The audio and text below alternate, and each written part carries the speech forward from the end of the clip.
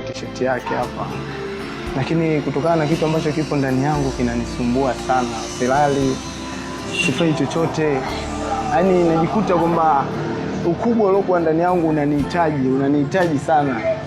Leo hii kwamba asubuhi nimefika hapa Baraza la Kiswahili kwa sababu kuna vitu vingi nimeviandika kwenye kitabu changu, kwa sababu mimi ni mtu ambaye naweza kusema kwamba nimesoma elimu 3 katika dunia yangu: elimu ya shule, elimu ya dini na elimu ya mtaani. Elimu ya shule ilinifunza kujitambua, elimu ya dini ilinifunza kujifahamu zaidi na kuheshimu watu, kujua kusudi, yani kujua kusudio langu niliopo katika hii dunia.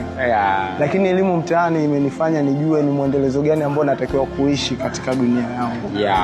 Na ndio elimu ambayo imenipa ukubwa ndani yangu, na ndio ilonifanya niandike kitabu changu, na mpaka leo kufika hapa katika ile Baraza la Kiswahili na kukutana na mshikaji hapa imekuwa ni neema sana, kwa sababu siku zote sisi ambao hatujafika kwenye elimu ya hali fulani, hivi vitu tunavyo tu ndani yetu ni ngumu sana kupokelewa.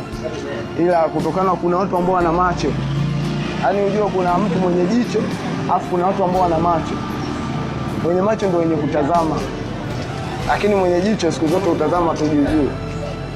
Na imani jamaa na macho, ameona kilichokuwa ndani yangu na mpaka kunisimamisha hapa na kuniuliza, nikamwelezea, basi ikabidi tu kufanya hivi na ila asanteni sana. Asante sana. Kwa hiyo kikubwa ambacho natamani nikiseme, lakini pia iwe ni funzo kwamba watu wana vitu, na mimi ninaamini pamoja na hali tunazopitia, lakini watu wamesheheni maarifa. Naomba nikwambie, wewe ni mgodi unaotembea. Jaribu kuchukua hatua kama huyu jamaa alivyochukua hatua mpaka kufika hapa.